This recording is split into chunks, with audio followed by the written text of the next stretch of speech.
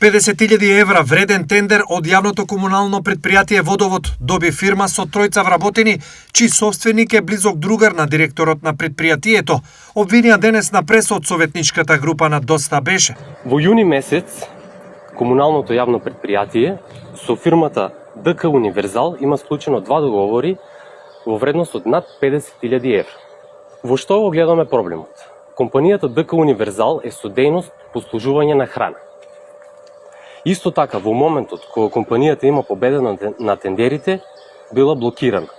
Прашањето кој се поставува е како оваа фирма ги исполнува условите да учествува на тендерска постапка и како оваа фирма, повторувам, со дејност по служување на храна, ќе го обезбеди Водовод со автоделови за товарни возила во износ од 1.384.000 денари.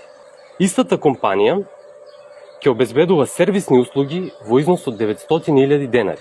Директорот на јавното комунално предпријатие Водовод Дејан Анакиев за ТВ Стар изјави дека вистината во случајот е сосема поинаква. КП Водовод најостро ги отфрла наводите изнесени на пресконференцијата на советничката група Доста беше.